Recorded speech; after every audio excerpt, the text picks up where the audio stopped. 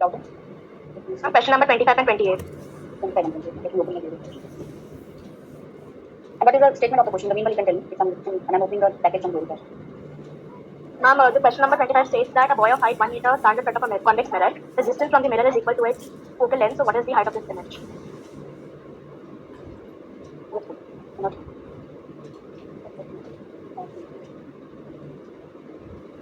Okay, it's not working Glorifier for me right now. You tell the question again. So, ma'am, a boy of height 1 meter stands in front of a convex mirror. So his distance from the mirror is equal to its focal length. What is the height of his image? If distance is equal to focal length. No, focal length is given. From the mirror is equal to the focal length. So what is the height of this image? It's a convex mirror. It's a convex mirror is given. Okay. Yes, ma'am. That's why I was like, because in that case it will be infinite. Okay, convex mirror, yes, you can do that. Then there's a calculation start. It's a convex, no? Convex. Here is your focus. An object is kept at a distance of focal length only.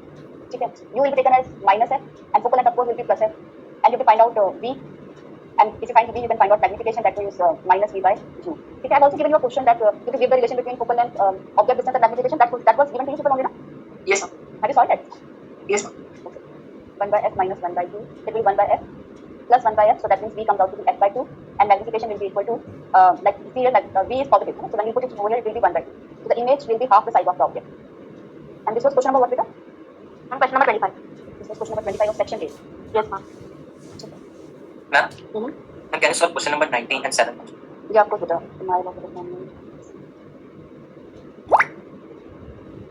Can I ask 28 also? Question number 28. Yes, you have to tell. Just tell me that on which point you were finding this package was there. It was somewhere. I'm just not getting it.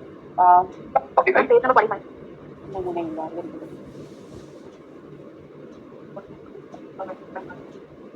Ma'am, in the last step, we're getting magnification using the formula only. Minus v by u. Yeah. Yes, sir. Okay, I'm not getting the Glorifier is not working for me, so you have to tell me the language of the question. Let's try it out. Yes, next question. Question number? Let's tell the question number. 28. Question number 28. Language of question. Ma'am, a pole 5 meter high situated on a horizontal surface. Sun rays are incident at an angle 30 degrees. With the vertical, what will be the size of shadow on horizontal surface? Okay, right. So this is water surface, and here is our pole. And pole will start from. Pole is on water surface, or what is on ground? What was the question? Horizontal surface. It's on a horizontal surface. Okay, take it. It's on a horizontal surface like this.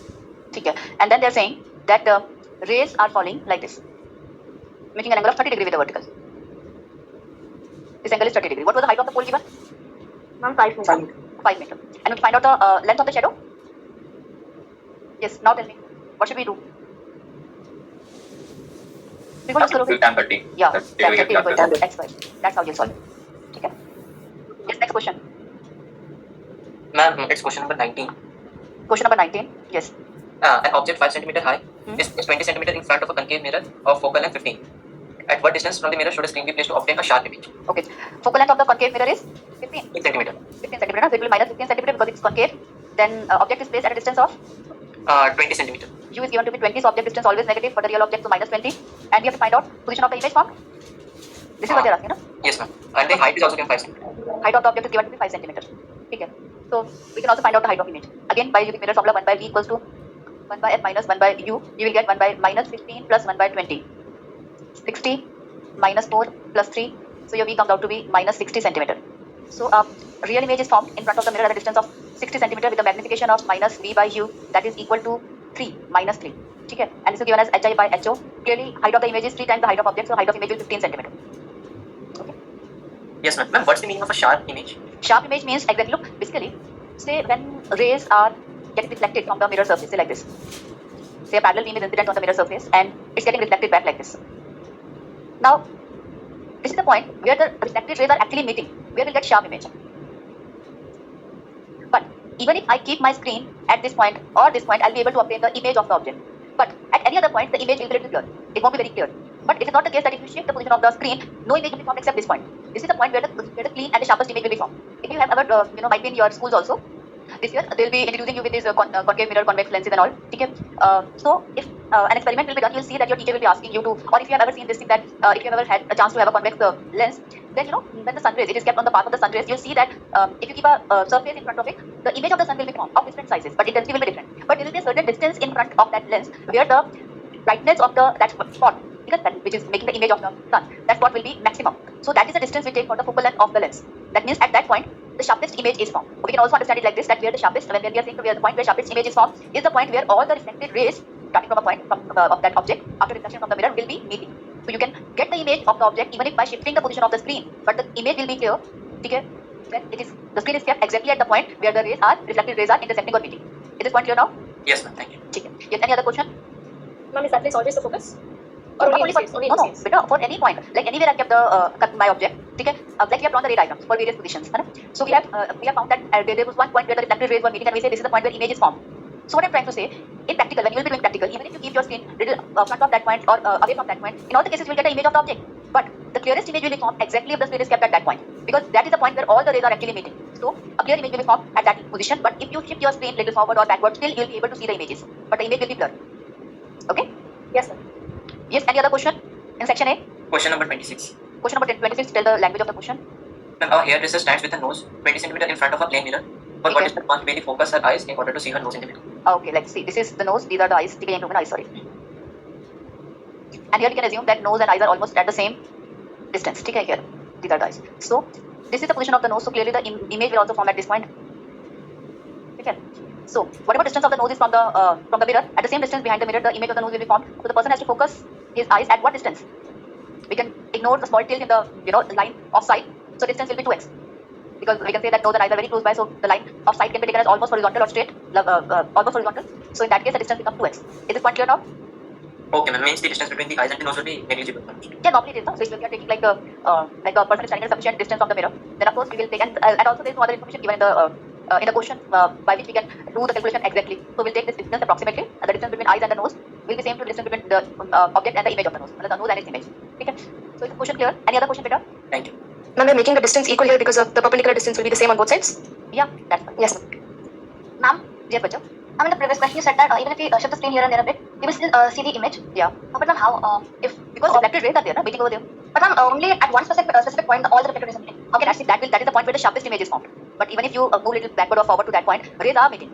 So that so the image on the screen, the rays are overlapping and meeting. So the image is formed, but that image is not very clear. The clarity of the image is the clarity of the image is dropping. Why? Because the rays after the reflected rays are overlapping each other. So that's why the clarity of the image is not there. So the more you take it away from that particular point where the sharpest image is formed, the image will become more blurred, either close to the mirror or away from the mirror. Okay. Yes. Ma'am, I did not understand the 26th question. Because simply they are saying the person is standing in front of the mirror. He wants to see his nose, the image of the nose. Where he should focus the eyes. Of course, he'll focus the eye on his image nose of the formed inside the mirror. So what is the distance? At what point he should focus? So at what distance he should Okay, focus? got it. Ma'am, I thought it was 20 centimeters because we calculated with the distance behind the mirror. Like whatever the distance, I don't remember, but whatever the distance between nose and the mirror is, at the same distance behind the mirror, its image will be formed. So that the eyes will be focused on to see the nose. That means to see his image. So he has to focus at the nose of the image. So that's why the distance will be 2x. Yes. Any other question in section A where you find difficulty? Ma'am, you were telling about the sharp image. Can it is this phenomenon linked with the aperture of the mirror? No, it's like that. It's like position of the image that where the image is formed. So it's like if you shift the position of the screen, the rays are reflected rays are meeting there. There is a point where all the rays are meeting at that fixed point. That means image of A will be formed over here only. But say over here, I'll say that different points the rays are meeting. So we can say that image of A is formed in between these points. Image of B are formed in between those. So that means the image will become more hazy. Clarity of the image will be lost.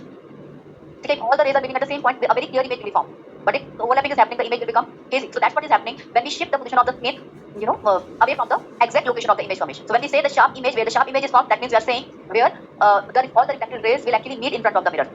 Okay? Yes. Ma'am, I have found a question which is not from package. Can I ask it? Yes. Of which concept is topic? Which concept it is? Yeah. An object 3 centimeters tall is placed at a distance of 3 meters from a wall. You do this thing better because other students won't have any idea otherwise. Post this question in your group so that all of the students have this question with them. Ma'am, I'm doubting question number 17. Yes, what is the question? Ma'am, we have to calculate two possible distances, and I cannot calculate the second distance. I've calculated 20 centimeters for the first. Language of the question. An object is kept in front of a concave mirror of focal length 15 centimeters. Focal length how much? 15 centimeters. Okay, 15 centimeter. The image formed is 3 times the size of object. Calculate two possible distances. So that this type of question we have done. Image formed is 3 times. That means magnification can be plus 3 or magnification can be minus 3 also. So you solve it accordingly. Okay?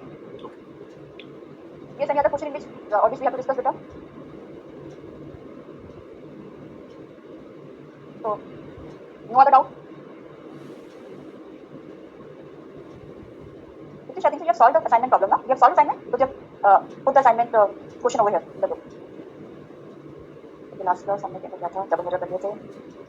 And then horizontal. Yeah. That means spherical mirrors are done. Concept of spherical mirrors we have done in the last class. So now today we have to start with the refraction of light. Okay, but you have not posted the question in the group. Do fast. You have to continue with the lecture then.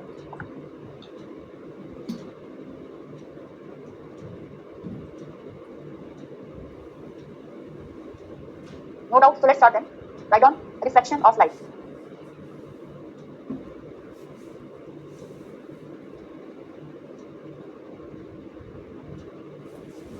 Okay. Refraction of light. As we discussed initially, that what is reflection? That means when the light moves from one transparent medium to another transparent medium. Okay, will say it is transmitted or it experiences reflection. Basically, when the light reflects, there is a bending which happens in the path of the light at the interface. This phenomena is referred to as refraction of light. Okay, so what exactly happens? That say this is the interface which is separating two transparent medium. This is medium 1 and this is medium 2. Say like we are saying there is air and water, or air or glass, or water or glass, or any other transparent medium. Okay, so there will be a boundary, on one side, just bit of a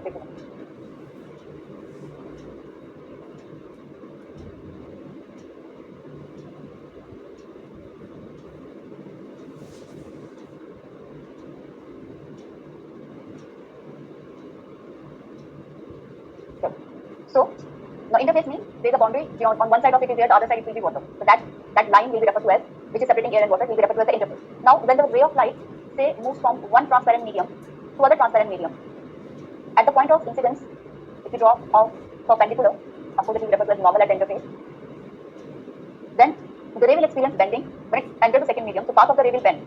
Either it will bend towards the normal or it may bend away from the normal. We'll discuss it further. Okay. This phenomenon where when light moves from one medium, one transparent medium to another transparent medium, and bending in the path of light happens, is known as refraction of light. Okay. We can also say that generally refraction means when the light moves from one medium to another medium. Normally in the books, the term will be given that bending of light at the interface, even if without bending, the light then moves from one medium to another, there will be refraction. We'll discuss the cases where there will be no bending in case of refraction. So you write down. But the statement of the definition of refraction will be the bending of light at the interface separating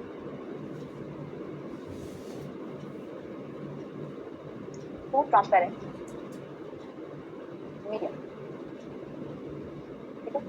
At the interface separating two transparent medium, okay, when light moves from one medium to another, when light travels from one transparent medium to okay. This phenomenon is known as refraction of light. Okay. Now, to understand the refraction of light and why the ray bend, we first of all need to understand the optical property of light, of the medium actually we should say, defined on the basis of speed of light, which is referred to as the refractive index of medium. Basically, refraction happens because of the change in the speed of light. Light travels with maximum speed in vacuum or air, that is 3 into 10 to the power 8 meter per second. But when it enters another optical medium, its speed decreases. Now, how much the speed decreases, on the basis of that, the bending will happen. And to understand it, we an optical property is defined which is known as refractive index. Instead of representing everything on the basis of how much the laser speed change, we have defined an optical property, that is refractive index, which is defined in terms of the speed of light only. Okay, so let's discuss refractive index, and then we'll again come back to the refraction of light. So refractive index right now.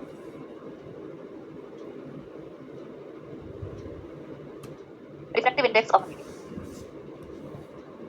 Okay.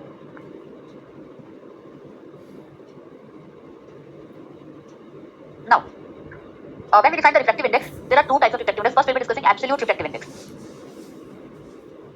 Refractive index. We use the denotation n or mu for the refractive index. More conveniently, I'll be using n here, but mu and n both denotions you will find in various books. Okay. So, absolute refractive index of a medium is actually the ratio of speed of light in vacuum to speed of light in that medium.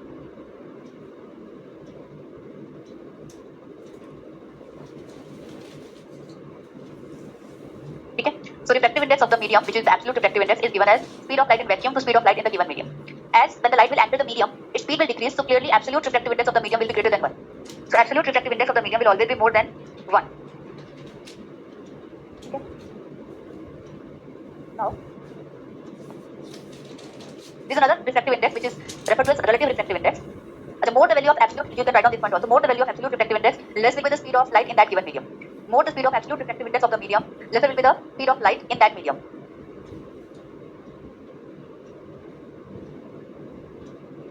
If absolute refractive index of the medium is more, the speed of light in that medium will be less. Okay. Next is the second type is we say relative. refractive index.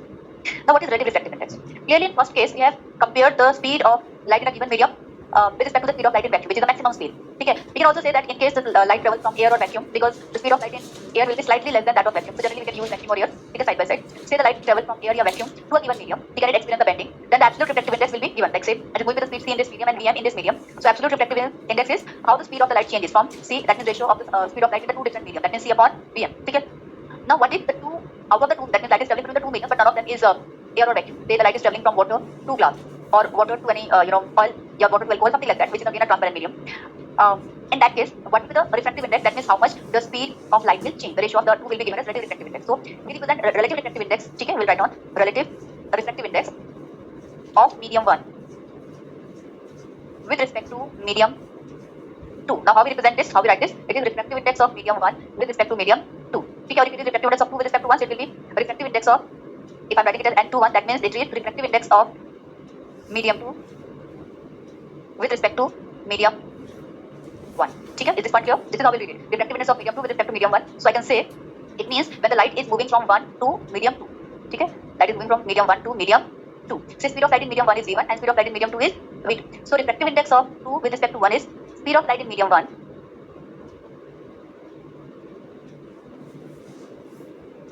upon speed of light in medium 2.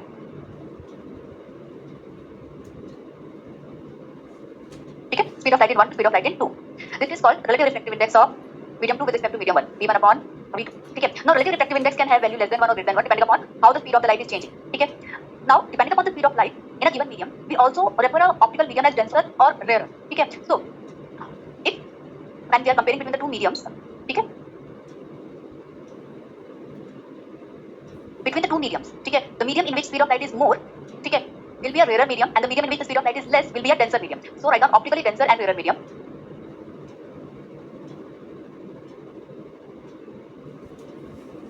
We define them on the basis of the speed of light, and it is a relative term.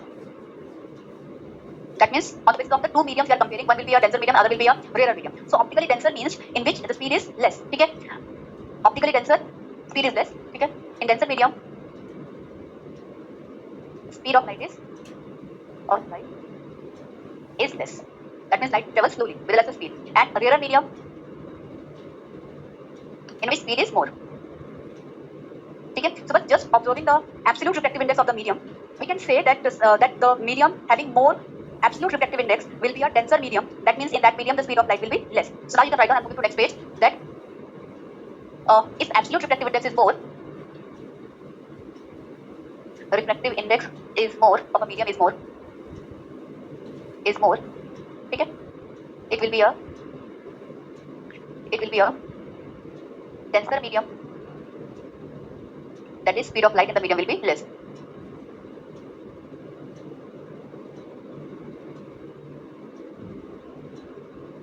Now I'm saying speed of light in the medium will be less. Of course, it is comparative, like compared to the other medium, whether it is going in the other medium or the light is coming from that other medium into this medium. Okay, so but compared to the other medium, it's the speed will be less in the given medium if its absolute refractive index is more. Okay.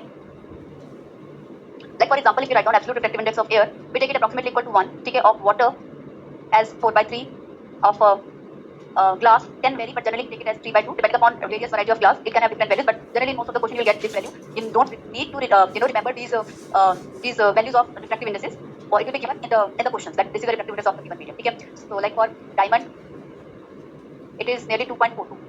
Okay, clearly refractive index is a unitless quantity because it is ratio of the same physical quantity. It's a unitless quantity. There will be no unit, pure number. Okay, it's a unitless quantity, right?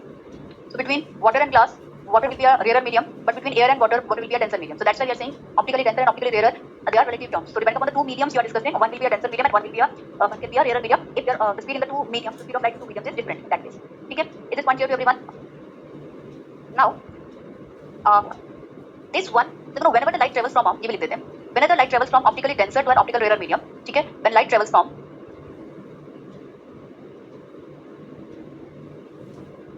denser to rarer medium, okay, it bends away from normal. When it travels from rarer to denser medium, it bends towards the normal. Okay, like this. This is denser medium, this is a rarer medium. Here it is rarer medium, this is denser medium.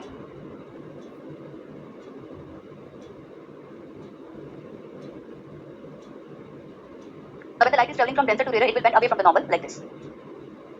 And in case of when it is moving from rarer to denser, it will bend towards the normal. So this is the path of light when it experiences refraction, depending upon the optical density of the medium. The optical density is not dependent upon the mass and volume of the medium. It depends upon the speed of light. So it's don't compare it or don't mislead or get confused with the normal density of the medium. Density is a ratio of mass upon volume. But here optical density depends upon the speed of light in the given transparent medium. Okay, so these are two different physical quantities. These are two different quantities we are discussing here. Okay. So this point is clear, right? Next, there is one physical quantity or there is one quantity, the characteristic of a wave which will not change with the change of medium. Yes, will tell me. One characteristic of a wave which doesn't changes with the change in the medium. We have done in the sound chapter. Frequency. Yeah, frequency. So write down here. Okay. One characteristic of a wave which don't changes with the change in medium is frequency. The frequency of the wave. Ma'am, what about amplitude? Amplitude may change, beta, or may remain same or may change because some absorption is done. Amplitude refer to the energy. Some absorption happens, so energy decreases, or within the path also some attenuation of the energy happens. So amplitude may vary. Okay. So, But if energy decreases, won't frequency also decrease? no, frequency won't decrease. Frequency depends upon the source. Whatever the frequency of the source, that is the frequency of the wave. That won't change. Amplitude decreases, but frequency, that means number of oscillation or variation happening in a given temperature will remain same. Okay. Yes. Now, frequency of a wave doesn't changes with change in medium. Ma'am, but in Doppler's effect, the frequency changes. There is no change in medium. There is a motion of the object happening. There is a relative motion between the receiver and the source. But the light is traveling in the same medium. Okay. That's what we say. Let's say there's a you are standing on the railway. I'm giving you a general case that if you hear a sound and say the pitch is increasing, that means it's clear that the object is coming towards you. Because to get there, the frequency of receiving that energy is increasing, but it is moving in the same medium. If we see that what is the and it is a relative term, that means with respect to the observer, the frequency appears to get changed. But in the medium, that wave, sound wave is having the same frequency. But for you to to receive the frequency, the rate at which now you are receiving the frequency is changed. That's why you feel that effect. Okay? So the frequency of wave does not change with the change in medium. We know this. So now let's discuss this relative this refractive index further. So we were discussing this point that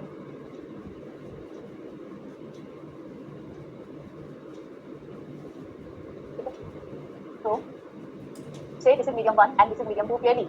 Medium 1 is denser or rarer? From the figure, what can you say? Rarer. It's a rarer. Say in this medium 1 the speed of light is v1 and medium 2 the speed of light is v2. Frequency is f1, frequency is f. Wavelength is lambda 1 and here lambda 2. Okay. And we know the relation between wave velocity, frequency and wavelength is that wave velocity is equal to frequency into wavelength, and the same will be for the second medium. But we know that frequency won't change. So that means if wave velocity is proportional to wavelength. So for the refractive index, absolute refractive index or even the relative refractive index, I'm writing for relative refractive index n to 1 can be given as v1 upon v2, can also be written as lambda 1 upon lambda 2. Is this point clear? Also, relative refractive index can be given in terms of absolute refractive index. If I multiply and divide it by c, it can be given as c upon v1 upon c by v2. This is, if you solve it, it will be, मैंने उल्टा कर दिया, solve it. Absolute is equal to refractive index of medium, absolute refractive index of 2, absolute refractive index of 1. Let's solve it in this way. If I put the value of absolute refractive index of 2, it will be c upon v2 upon c upon v1. So when you solve it for it, it will be v1 upon v2.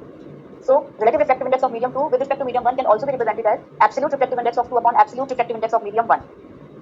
Now can you again explain this point? I'm saying that if we have to here, I've given the relation between relative refractive index in terms of absolute refractive index. So relative refractive index of medium 2 with respect to medium 1 can be given as ratio of absolute refractive index of 2 upon absolute refractive index of medium 1. Right? Yes, ma'am. And we have given solve it and we are getting this is equal to n to 1. Okay? Is this point clear? But also just dividing the absolute values gives the relative value. Yeah, the relative value. Okay? Yes. Then the relation between the two relative refractive index, like I think it's also very clear. But we'll write down that relative refractive index of medium 2 with respect to 1 will be equal to 1 upon relative refractive index of 1 with respect to 2. Agreed? The result is clear, I think so, to everyone? If this result clear to everyone? Yes. So this is the relation between the two refractive indexes. Okay? Now with this, after this, we'll discuss the this law of reflection. N1 is equal to N1 to current. Yeah.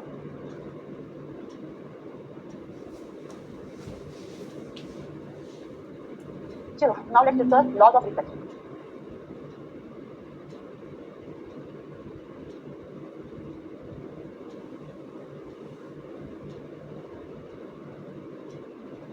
Okay. There are two laws of reflection. I'm taking this figure as a reference here. Okay. Now first law is similar to the second law of reflection also. Incident ray, refracted ray, and normal. So one law is that incident ray, refracted ray, and normal, okay, rely on same plane. ठीक है. Second law is also referred to as Snell's law. Ma'am, incident ray after that? Refracted ray. RR means refracted ray. Okay. ठीक है. So let's write down the Snell's law. So that Ma'am, I had a doubt. yes, better, what's the doubt? Ma'am, why do you take N2 upon N1 when it's V1 upon V2? Then this is how the relation is given. I have given the relation. If N1 N2 are N1 N2 represents absolute refractive index, and V1 V2 represents velocities of light in the medium. So N2 is absolute refractive index of medium number 2 and N1 Yeah. is absolute constant. ठीक है. Now, see this is because be a little louder. I can't hear your voice clearly. What is C? C is speed of light in vacuum. Okay. Say incident ray makes an angle I with the normal, and refracted ray makes an angle R with the normal. Here I is angle of incidence, and R stands for angle of refraction. ठीक है. This is medium 1 having refractive index N1, and this is medium 2 having refractive index N2. Light is traveling or light is incident from medium 1 onto the interface and enters medium 2. ठीक है. So the speed of light in medium 1 is V1 and medium 2 is V2. Right? Then Snell's law states, okay, let's discuss the Snell's law statement. Okay? According to Snell's law, the ratio of sine of angle of incidence, the ratio of sine of angle of incidence to angle of refraction for a given pair of media. Okay, that means medium 1, medium 2, it can be any given pair. That means when I'm saying given pair of media, that means if it is for air and water, or water and glass, or glass or alcohol, or air or diamond, any such pair. Okay? For a given pair of media is always constant. That means what they're saying sine of angle of incidence to